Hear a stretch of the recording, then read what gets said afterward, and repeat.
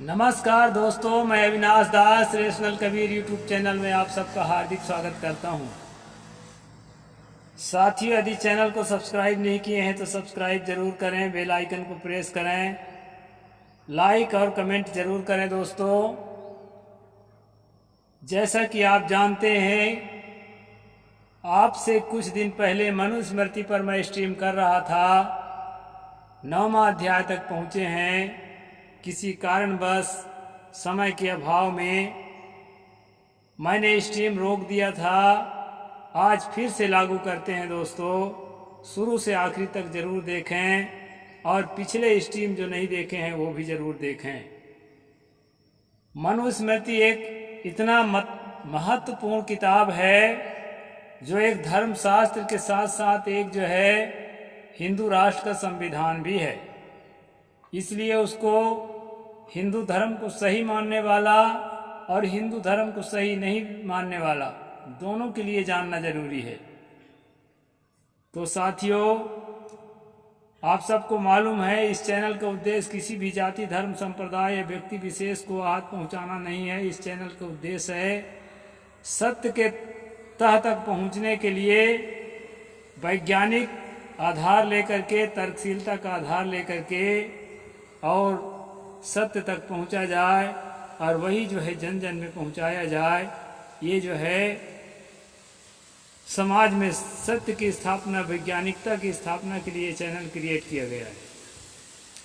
साथियों, मैं रामायण के 2 चौपाइयों को लेकर के फिर आगे मैं आज का प्रसंग बढ़ाऊंगा। अनुज बधू भगनी सुत नारी, सुन 60 कन्या समय चारी। इनहि कुदृष्टि बिलो कहीं जोई, ताहि बधे कछु पाप न होई। साथियों, यह जो प्रसंग है, राम के द्वारा बाली का वध कर दिया गया, उसकी हत्या कर दी गई। इसके बाद मैं बैरी सुग्रीव प्यारा, कारण कवन नाथ मोहि मारा। आप तो समदर्शी हैं प्रभु, आप तो देवता हैं, लेकिन जो है सुग्रीव आपको प्रिय लगने लगा और मैं बैरी लगने लगा। किस कारण से मुझे आप मार गिराए? ऐसा जब बाली ने पूछा दोस्तों, तो राम ने जवाब दिया है, अपने छोटे भाई की पत्नी और बहन और बेटा की पत्नी, ये सभी जो है पुत्री के समान होते हैं और इनको जो वासनात्मक दृष्टि से देखता है, वासनात्मक संबंध रखता है, उसकी हत्या करने से कोई पाप नहीं है बाली, इसलिए मैंने तुम्हें मारा। ये राम का जवाब है। साथियों, जवाब बहुत प्यारा लगता है। रिश्ते को बाखूबी से निभाने के लिए ऐसी बातें बहुत प्यारी लगती है। वैसे तो बंदरों में कोई रिश्ता नाता नहीं होता। हमारे चरोटा आश्रम में भी बहुत बंदर आते हैं, तो ये हम देखने को पाते हैं कि उनके ना कोई बेटी होती है, ना कोई बहन होती है, किसी से भी वासनात्मक संबंध रखते हैं क्योंकि वो जानवर हैं। बाली सुग्रीव को, हनुमान को बंदर चित्रित किया गया है किताब में। उस हिसाब से उन पर ये फार्मूला लागू नहीं होना चाहिए, लेकिन मनुष्यों के लिए अगर ये फार्मूला लागू किया जाए तो अच्छा फार्मूला है कि अपनी बहन पर कुदृष्टि डालना, अपने छोटे भाई की पत्नी पर कुदृष्टि डालना, अपने पुत्र की पत्नी पर कुदृष्टि डालना, ये अच्छी बात नहीं है।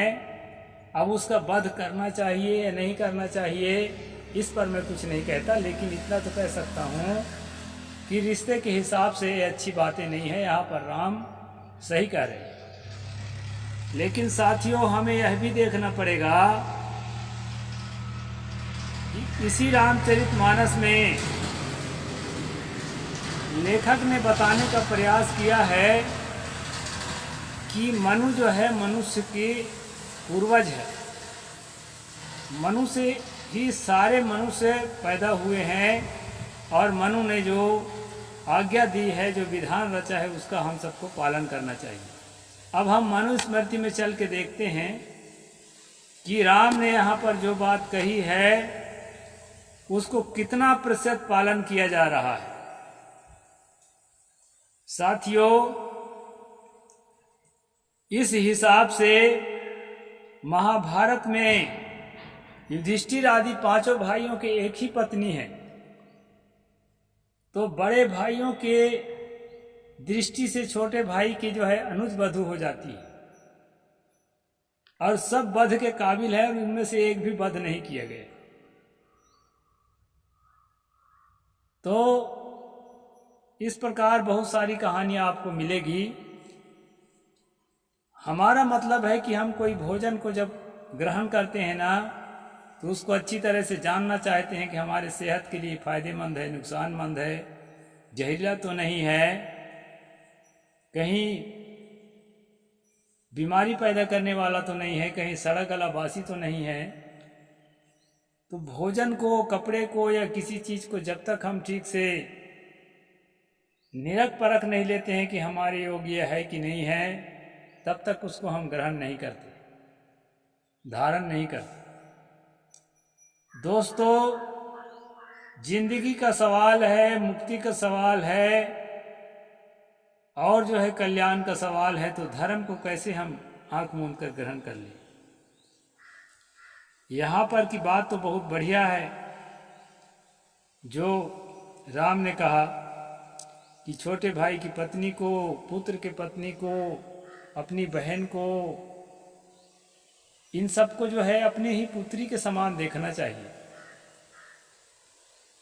लेकिन जहाँ तक मनु की किताबें हैं, मनु की स्मृति है, उसमें ऐसा नहीं है दोस्तों।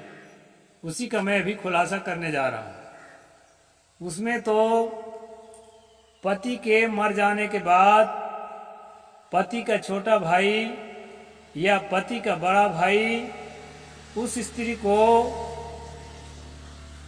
अपना शारीरिक संबंध बनाकर उसको गर्भवती कर सकता है, विवाह नहीं कर सकता, क्योंकि विधवा का पुनर्विवाह का विधान मनु ने कहीं पर नहीं बताया है। लेकिन उसको नाजायज रूप से यानी संतान उत्पन्न कर सकता है, इस प्रकार का विधान इसमें है। उसी विधान को मैं आज आपको बताने जा रहा हूँ। पीछे हम पढ़े थे दोस्तों कि पति को अधिकार है कि पत्नी को वो त्याग सकता है, पति को अधिकार है पत्नी को वो बिक्री कर सकता है। ये 9वें अध्याय के श्लोक नंबर 46 में हम पढ़ आए हैं। इसके बाद जो है दोस्तों बीच में यह बात बताया गया है कि दूसरे के पत्नी से संबंध न करें। जिस तरह दूसरे के खेत में बीज बोने से खेत वाले का होता है, इस तरह से दूसरे के पत्नी से मैरिटल, एक्स्ट्रा मैरिटल अफेयर जो करते हैं, उससे जो संतान उत्पन्न होगा वो उसी का संतान होगा जिसकी वो पत्नी है। बहुत सारे पशुओं का उदाहरण भी इसमें दे करके बताए हैं और ये कई श्लोकों तक चलता है। इसके बाद जो है आज का प्रसंग आ रहा है जिसके बारे में मैं बता रहा हूँ। यहाँ कहा है भ्रातृस ज्येष्ठस्य भार्याया गुरुपत्न्यानुजस्य सा यवी सस्तु सा भार्या स्न्युदेष्टस्य चा स्मृता। छोटा भाई बड़े भाई की स्त्री को गुरु पत्नी और बड़ा भाई छोटे भाई की स्त्री को पुत्र वधू पतोही के तुल्य माने, यह ऋषियों का मत है। यहाँ पर राम का मत और मनु का मत एक हो जा रहा है इस श्लोक में। फिर आगे क्या कहते हैं, ज्येष्ठो यवीयसो भार्याम यवीयान वाग्रज स्त्रियम पतितो भवतो गत्वा नियुक्तावप्यानदपि। जेठा भाई छोटे भाई के स्त्री के साथ और छोटा भाई बड़े भाई की स्त्री के साथ निरापद स्थितियों में निरुक्त होकर समागम करे तो यह पतित होता है। यानी भाई के जिंदा रहते हुए अगर छोटा भाई बड़े भाई के पत्नी से संबंध करता है या बड़ा भाई छोटे भाई के पत्नी से संबंध करता है तो वह जो है पाप है उसके रहते हुए, ऐसा यहाँ मनु ने बताया है। और यहाँ तक ठीक है। आगे कहते हैं देवराद्वा सपिंडाद्वा स्त्रिया सम्यक नियुक्तया पर्येप्सिताधिगतन्दव्या संतानस्य परिच्छये। संतान के न होने पर स्त्री अपने पति आदि गुरुजनों के आज्ञा से देवर या सपिंड, सपिंड का मतलब होता है उसी खानदान का देवर या जेठ या कोई उसका भतीजा या इस प्रकार से कोई भी हो, अपने पति का सपिंड जो है उसके साथ जो है संतान पैदा कर सकती है। यहाँ पर बताया है दोस्तों, कई लोग जो है अपने देवर को अपना आधार बना करके और जीवन जीती हैं। आधार क्या कहूँ, साफ कह दूँ, पति बनाकर। तो यहाँ मनु का जो रीति कहना चाहिए, इसका जो नीति है, यहाँ का जो आर्टिकल है वो अलाउ करता है कि अगर पति मर जाता है तो पत्नी जो है उसके छोटे भाई से, बड़े भाई से या उसका भतीजा से, कोई भी यहाँ पर सपिंड लिखा है, सपिंड का मतलब है उसी खानदान का कोई भी दूसरा पुरुष के साथ वह जो है संबंध बना करके और उससे बच्चा उत्पन्न कर सकती है। ऐसा बच्चा उत्पन्न करने के लिए यहाँ दिया है दोस्तों। विधवायाम नियुक्तस्तु घृताक्तो वाग्यतो निशि एकमुत्पादेत पुत्रम न द्वितीयम कथंचना। पूर्वोक्त प्रकार से नियुक्त पुरुष अपने शरीर में घी को लगाकर रात्रि में मौन रहकर विधवा स्त्री में एक ही पुत्र को उत्पन्न करे, दूसरे को नहीं। यानी कि अपने शरीर में घी लगा करके और मौन व्रत करे, दूसरे के पत्नी में अपने भाई के, अपने भतीजा के, अपने इस प्रकार किसी भी जो उसी खानदान का है उस पत्नी में से बच्चा उत्पन्न करने के लिए अपने शरीर में घी लगा करके मौन व्रत करे, इसके बाद उसके साथ संबंध करके बच्चा उत्पन्न करे।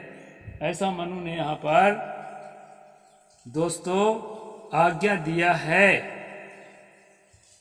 और जो है द्वितीयम के प्रजनन ने मन्यते स्त्री तदितु अनिवृत्तम नियोगार्थम पश्यंतो धर्मस्ततो।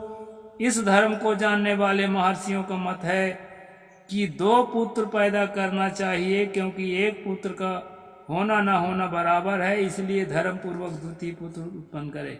अब पहले श्लोक में बताया कि एक ही पुत्र उत्पन्न करे, दूसरे को नहीं, लेकिन दूसरा पुत्र में बताया है कि वह 2 पुत्र भी उत्पन्न कर सकता है उस विधवा स्त्री से।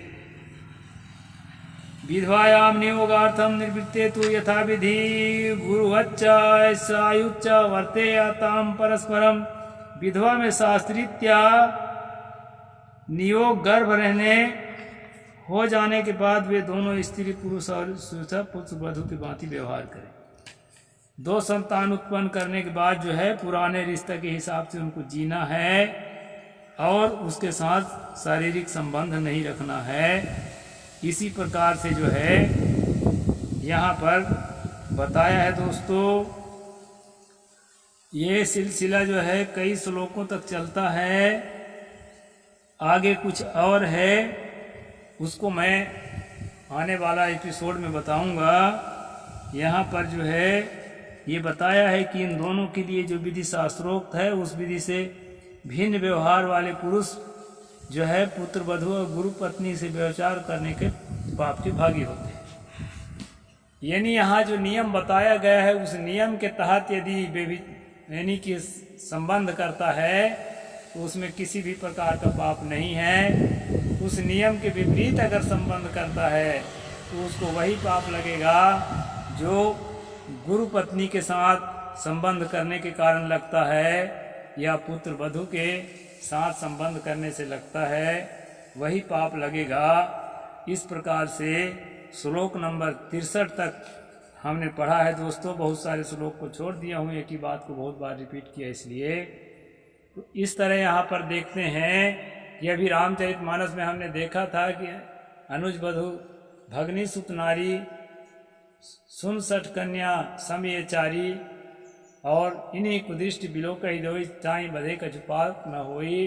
और महाभारत में देखते हैं कि एक ही स्त्री के सभी भाई पत्नी बनते हैं।